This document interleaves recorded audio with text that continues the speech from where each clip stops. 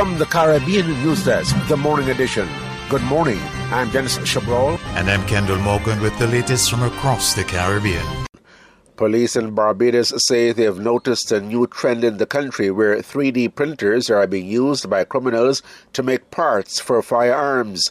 Inspector Dwayne Cumberbatch made the disclosure at a press conference yesterday, which was called to update the public on the country's crime situation, including a mass shooting on Saturday at a bar in the capital Bridgetown, which left 3 dead. We actually recovered that printer at a search warrant, as well as the bottom half, the receivers for the firearms. The printer as such, they are not prohibited, but I think in terms of some sort of, we actually trace or track persons that are actually importing them to see if they're actually being used to make such like the same receivers for the firearms. But at this stage, I can't say it's a major problem as yet. Dancehall entertainer Vibes Cartel made an appearance on stage at the 86th Annual Conference of Jamaica's Opposition People's National Party PNP held yesterday in Kingston.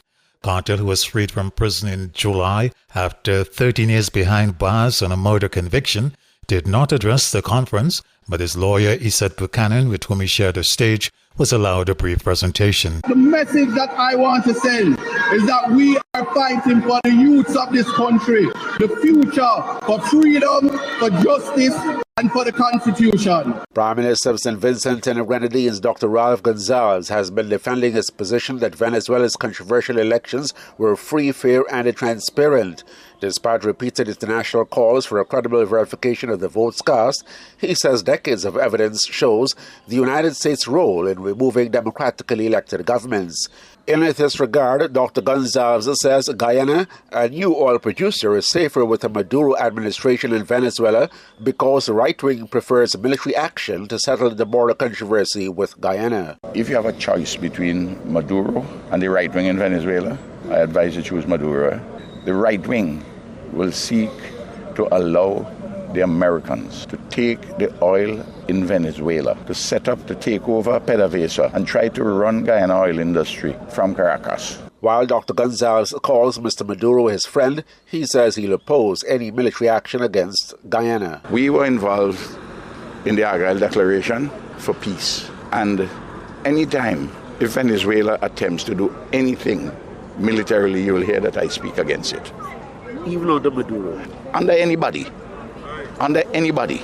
St. Kitts and Nevis former government minister Sam Condor yesterday recommended a policy to address migration and its impact on culture and behavior in his country. The people who are coming are people of a foreign culture with a different language. So maybe that is something we have to pay attention now. To have an orderly, managed and regulated migration policy that will make sure that our culture is not demeaned and degraded, because that will not build a proud and strong nation. He listed a number of his concerns, speaking at yesterday's Independence Sunday church service to mark the Federation's 41st independence anniversary, which is being observed under the theme Together, a People Proud and Strong, Independence 41. Some of the local people are involved in it, but I notice it is something that is imported as a foreign culture. The dress, the indecent dress, the way we drivers conduct themselves on the road. There's no courtesy, the aggressive and vulgar nature and language. The people of St. Kitts and Nevis celebrate National Heroes Day today.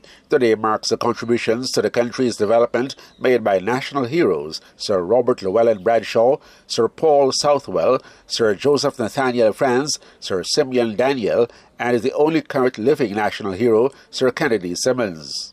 Jamaica's security contingent to Haiti to help restore law and order is into its first full week of deployment. The 20 soldiers and 4 police officers are part of the CARICOM Joint Task Force Advance Team, which has joined a multinational security mission working to restore stability amid an escalation of gang violence in Haiti. Team lead from the Jamaica Constabulary Force, Deputy Superintendent Adrian Hamilton, says his contingent brings a wide range of high-level skills to the mission. We are going to be contributing at the staff level to ensure that the necessary planning and coordination is accomplished to support the troops that are already deployed to Haiti. We have expertise in intelligence gathering, operations planning and coordination, maritime and aviation advisors, and a plethora of other staff functions that will be expected to execute in support of the operation. The Kenyan police team, which is leading a multinational security mission, has welcomed the addition of the Jamaican and Belize officers to the forces working to restore stability in Haiti. This has been the morning edition from the Caribbean News Desk. You may contact us by phone or WhatsApp on +592 700 9293. Thanks for listening.